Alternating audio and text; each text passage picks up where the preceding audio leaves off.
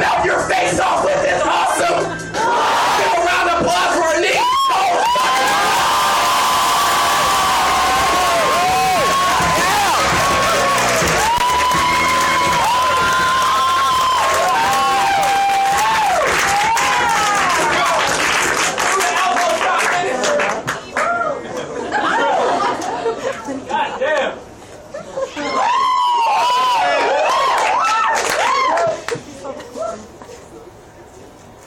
My beautiful lemon tree I grew from a seed.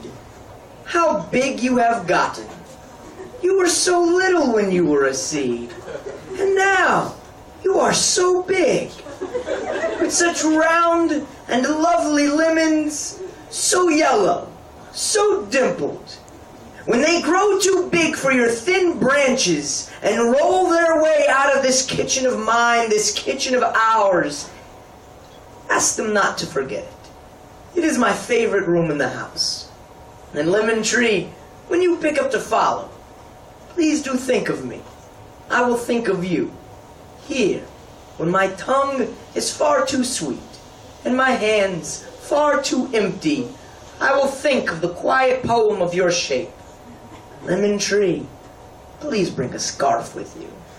Wherever you end up may be cold. And if it isn't, perhaps you'll vacation someplace where it is. This is for the fat girls.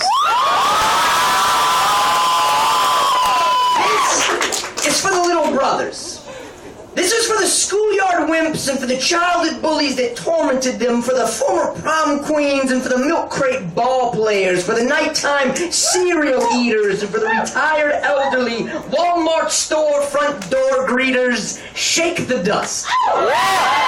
It's for the benches and the people sitting upon them, for the bus drivers driving a million broken hymns, for the men who have to hold down 3 jobs simply to hold up their children, for the nighttime schoolers and for the midnight bike riders trying to fly. Shake the dust. This is for the 2-year-olds who cannot be understood because they speak half English and half God. Shake the dust. For the boys with the beautiful, beautiful sisters, shake the dust. For the girls with the brothers who are going crazy, the ones who are going out of their minds. For the gym class wallflowers and the 12-year-olds afraid of taking public showers. For the kid who's always late to class because he forgets the combination to his lockers. For the girl who loves somebody else. Shake the dust. This is for the hard men who want love but know that it won't come. For the ones who are forgotten. The ones the amendments do not stand up for the ones who are told, speak only when you are spoken to, and then never spoken to. Speak every time you stand so you do not forget yourself. Do not forget yourself. Do not let one moment go by that doesn't remind you that your hearts beat thousands of times every single day, and that there are enough gallons of blood to make every one of you oceans. Do not settle for letting these waves settle, and for the dust to collect in your veins. This is for the celibate pedophile who keeps on struggling, for the poetry teachers, and for the people who go on vacations alone, for the sweat that drips off of Mick Jagger's singing lips, and for the shaking skirt on Tina Turner's shaking hips, for the heavens and for the hells through which Tina has lived. This is for the tired and for the dreamers, for those families that will never be like the Cleavers, with perfectly made dinners and sons like Wally and the Beaver. This is for the bigots, for the sexists, for the killers, for the big house jail-sentenced cats becoming redeemers, and for the springtime that somehow seems to know to show up after every one of our winters. This is for you. Make sure that by the time the fisherman returns, you are gone. Because just like the days, I burn at both ends, and every time I write, every time I open my eyes, I'm cutting out parts of myself just to give them to you. So shake the dust and take me with you when you do, for none of this has ever been for me. All that pushes and pulls and pushes and pulls, it pushes for you. So grab this world by its clothespins and shake it out again and jump on top and take it for a spin. And when you hop off, shake it again. This is yours. Make my words worth something. Make this more than just another poem that I write, more than just another night that sits heavy above every one of us. Walk into it, breathe it in, let it crash through the halls of your arms like the millions of years and millions of poets, coursing like blood, pumping and pushing, making you live, shaking the dust, so when the world knocks at your front door, clutch the knob tightly and open on up and run forward and as far as you must into its widespread greeting arms, with your hands before you, fingertips trembling though they may be. Thank you. I'm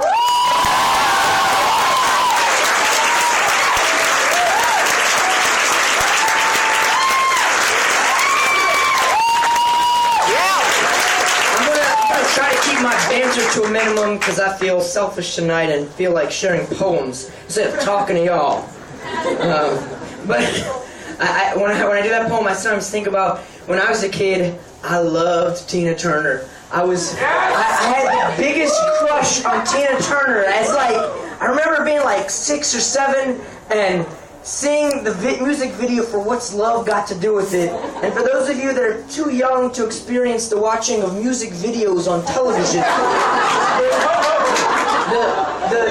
in the music video, Tina is more or less walking probably the walk of shame. It's like 9 in the morning, and she's like glammed out from the night before, like walking through Central Park, like talking to the bums and the drunks, and she's got like this gold dress, like sunlight, you know, and she doesn't give a fuck, man. She's just like fucking Tina Turner, man. And like, as a boy, it was just like, man, this isn't a person on this television. I don't know what this is, you know. It's not where I come from. This is some other beautiful race of creature before me.